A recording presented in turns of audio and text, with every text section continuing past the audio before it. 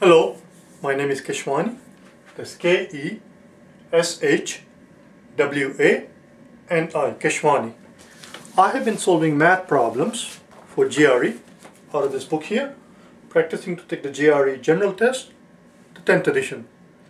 If you do not own this book already, purchase one immediately. The problem that I'm about to solve is the one that you're going to find on page number 302, page 302, 10th edition, 10EE for the edition, 10th edition, page 302, quantitative comparison question number 1. Let's make a note here. These questions are called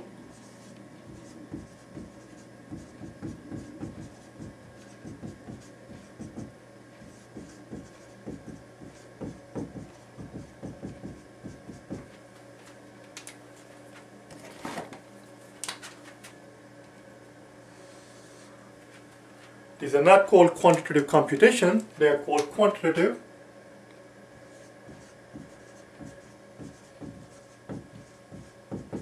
comparison. Our job here is to compare the two quantities, not compute them.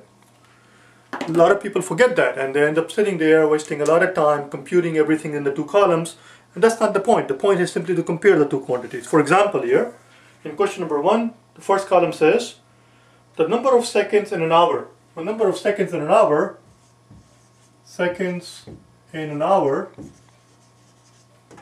well,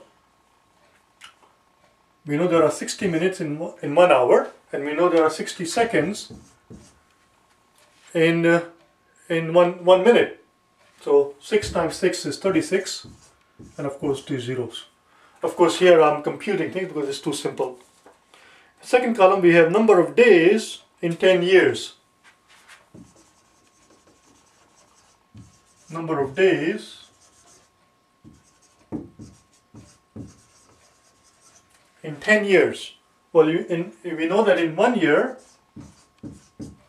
we have 365 days in 1 year. Therefore, in 10 years, we're just going to have 3,650. It's 50 more. This is 3,600. This quantity is bigger. Therefore, the answer is B. That's all.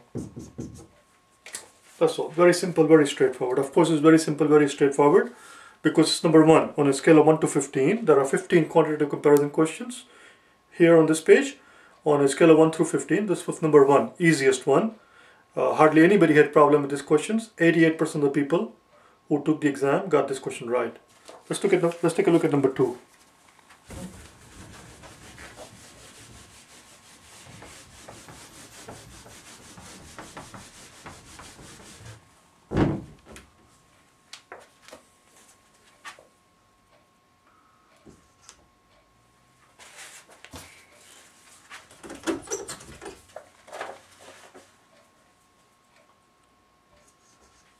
Number 2. It says the average, and then in the parentheses it says arithmetic mean. Don't worry about that. Arithmetic mean is just a fancy way of saying average. So they're asking you the average of 3 numbers, 13, 31,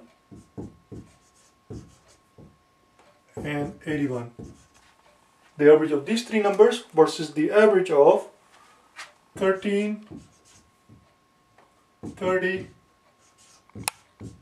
and 81. So how do you find the average? Well, we add them up and divide by 3. So if you add them up and divide by 3, that's what it is basically. But since both quantities are being divided by 3, if I ask you here, for example, let's digress here for a second.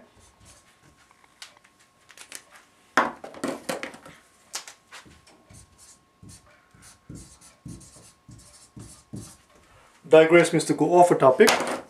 If I ask you which quantity is bigger, 10 over 3 or 12 over 3, you could sit there and compute these things to figure out what 10 over 3 is and then figure out what 12 over 3 and then tell me that this is bigger than this one. Or you simply realize that since this is being divided by 3 and that's being divided by 3, that 3 plays no role. In other words, if I were to multiply both columns by 3, the 3's cancel out. I'm just comparing 10 versus 12. 3's play no role. Same thing here. since this quantity here is being divided by 3 and this quantity here is being divided by 3, the 3 plays no role, just ignore it. In other words, what we are doing here is that I'm multiplying this column by 3 and I'm multiplying this column by 3. So that cancels out the 3. And now we're left with 13 plus 31 plus 81. 13 plus 30 plus 81. Again, if I were to subtract 81 from both columns, this 81 goes out. Similarly, if I were to subtract 13 from both columns, this 13 goes out. So we're comparing 31 versus 30, that's all. That's all it is. Of course, 31 is bigger. The answer is A. And that's all. That's simple, straightforward. You see? Give me 1 second here. I want to see how much time I've taken.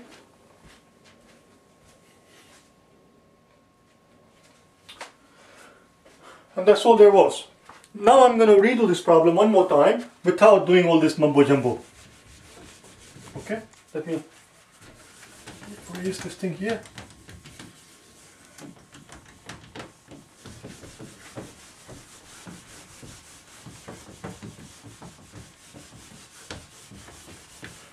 In the first cut, now I'm going to redo it as if this had it been a real exam. I wouldn't do all this childish thing that I just showed you here. Here's what it is. We are looking for average of 3 numbers, 13, 31 and 81 versus 13, 30 and 81. Well, 81 appears in both columns, so that plays no role.